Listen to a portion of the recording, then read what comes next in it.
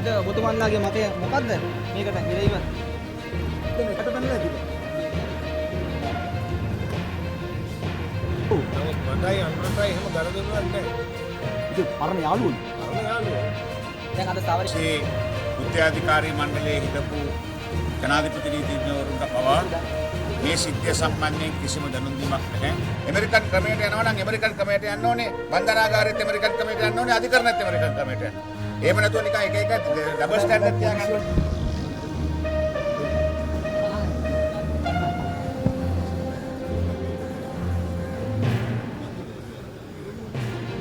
මේ ඕනේ.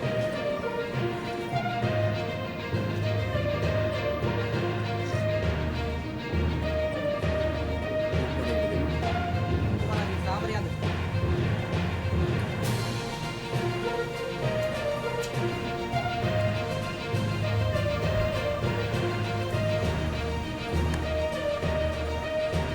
අතිය.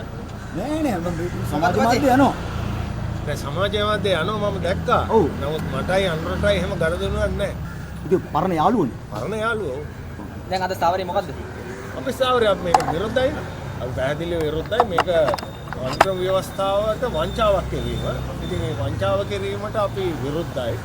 අද මම හිතන්නේ සම්පූර්ණ නීතිඥ ප්‍රජාව අද මෙතෙන්ට එන්නේ කවුරු මොනවා කිව්වත් මේ කරන කැත වැඩේ නවත්තන්න ඕනේ. දැන් මේක මේ වැඩේ හොඳ නැද්ද නේ? යාල් කියන්නේ නෛතික කටයුතු ටික ඉක්මනින් කරගන්න. නෑ නෛතික කටයුතු ඉක්මනින් කිරීම විශ්‍රාම වැටුප විශ්‍රාම වයස වැඩි කිරීමයි මේ ව්‍යවස්ථා සංශෝධනය කියන්නේ දෙකක්. දැන් උදාහරණයකට ශ්‍රේෂ්ඨාධිකරණයේ මිනිසුරුවරුන්ගේ කාලය දික්ුණයි කියලා මහාධිකරණවල සහ මහේස්ත්‍රාත් දිසාධිකරණවල නඩු පමාවට පිළිතුරක් ලැබෙන්නේ නැහැ. හරි. අද යනවා ඒ මතය තමයි ක්‍රියාත්මක වෙන්න ඕනේ. නමුත් කනගාටුයි කියන්න ආණ්ඩු පක්ෂේවත් ඒ වගේ මතයක් නැහැ. ආණ්ඩු පක්ෂයේ උද්‍යාධිකාරී මණ්ඩලයේ හිටපු ජනාධිපති නීතිඥවරුන්ට පවා මේ සිද්ධිය සම්බන්ධයෙන් කිසිම දැනුම් දීමක් නැහැ. කටවහගෙන ඉන්නේ කියලා තියෙනවා. නමුත් අපි කරන වැඩවල එම කටවහගෙන ඉන්නේ කියලා කියන්නේ නැහැ. අපි මේකේ ප්‍රජාතන්ත්‍රවාදී විරුද්ධව ප්‍රජාතන්ත්‍රවාදී ආරක්ෂාව වන විදියට ප්‍රජාතන්ත්‍රවාදයට විරුද්ධ වැඩ කරන කට්ටියට විරුද්ධව අපි මේ වැඩ කටයුතු ලෝක රටවල් වල අවුරුදු 70 75 තියෙනවා. ඔව්. ලංකාවේ තමයි අඩුම වයස තියෙන්නේ. ඔව්. පරිණතභාවයේ ඒ කියන්නේ කුසලතාවයේ ඔව්. වැඩිම තියෙන්නේ ඒ නීති මේ විනිශ්චයකාරතුමාලට. ඔව්. ඇයි ඒ දෙයට ඉඩ නොදෙන්නේ ඕගොල්ලෝ ඔබතුමාලා? අපි ඒ දෙයට ඉඩ දෙන්නේ ආණ්ඩුව තමයි ඉඩ නොදෙන්නේ. දැන් මේ පෞද්ගලික මාස 6 ඇතුළත අභියාචනාධිකරණයේ ඉතාමත්ම පළපුරුදු විනිශ්චයකාරවරු 4-5 දෙනෙක්ම විශ්‍රාම ගියා. ඒගොල්ලෝන්ව දැම්මේ නැහැ. එතකොට ඒ ආණ්ඩුව කියනවා නම් මේක තව වැඩි කරන්න ඕනේ මේ පළපුරුද්ද තියාගන්නයි කියලා අභියාචනාධිකරණයේ පළපුරුදු තියෙන කට්ටිය විශ්‍රාම හරිනකොට එතකොට ඒගොල්ලෝන්ව සුප්‍රීම උසාවියට දැම්මම නම් තව අවුරුදු 5ක ඒගොල්ලෝන්ගේ වැඩ ගන්න හැකියාව තිබුණා. මේ ක්‍රම දෙකක් ආණ්ඩුවට තියාගන්න බෑ. ස්ටෑන්ඩඩ් දෙකක් ආණ්ඩුවට තියාගන්න බෑ. එක ස්ටෑන්ඩඩ් එකක් තියාගන්න ඕනේ. ඇමරිකන් ක්‍රමයට යනවා නම් ඇමරිකන් ක්‍රමයට යන්න ඕනේ. බන්ධනාගාරෙත් ඇමරිකන් ක්‍රමයට යන්න ඕනේ. අධිකරණෙත් ඇමරිකන් ක්‍රමයට යන්න ඕනේ.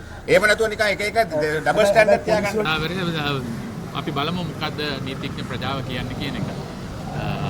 බා ඇසෝසියේෂන් එක ඒ සංගමයේ ස්ථාවරයත් එක්ක තමයි අපි සීල දෙනයි. දැන් ඔබතුමාගේ මතය මොකද්ද මේකට එරෙහිව වෙනවද මොකක්ද නැත්තේ? අනිවාර්යයෙන්ම සංගමයේ සමාජිකයෝ කතා කරලා ඔවුන් කියන අදහස් අරගෙන ඒ සාමූහික මතයකට තමයි එන්නේ. දැන් බෞද්ධ මතයකට කියන්නේ මේක. අනිවාර්යයෙන්.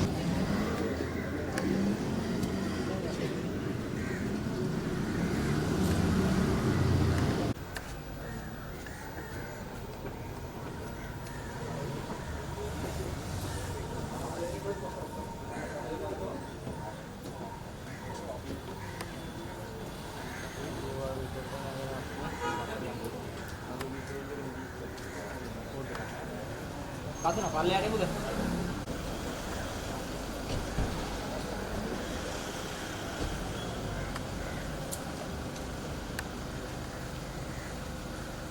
මොකද්ද